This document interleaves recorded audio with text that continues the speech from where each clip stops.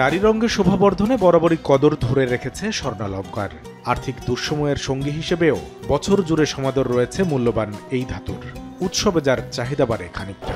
অলংকার মেয়েদের খুব পছন্দের জিনিস, বাজেট যতটুকুনি হোক ঈদের সময় শপিং তো করতেই হবে, ফ্যামিলির জন্য, নিজের জন্য, এটা তো ভালো লাগা। এটা হচ্ছে আমরা একটা আমাদের দুঃসময়ের অ্যাসেট হিসেবে চিন্তা করি। শখটা পূরণ হলো, আবার আমার খারাপ সময়ের জন্য এটা আমি একটা অ্যাসেট হিসেবে কিনলাম।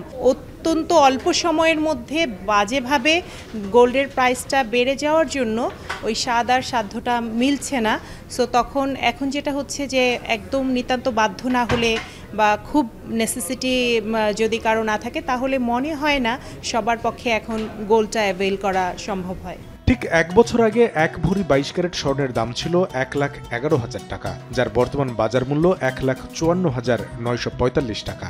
এর সঙ্গে রয়েছে 5% ভ্যাট আর 6% মজুরি খরচ।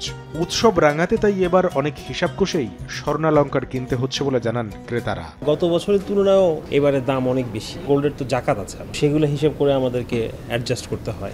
একবারের জায়গায় 10 বার ভাবতে হয় যে এটা কিনতে পারবো কি কিনতে পারবো না।